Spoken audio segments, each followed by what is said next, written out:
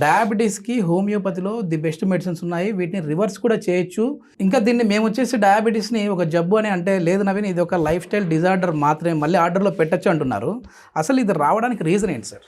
ఎట్లయితే డబ్బు పెరిగింది, లైఫ్ స్టైల్ రోగం కదా షుగర్.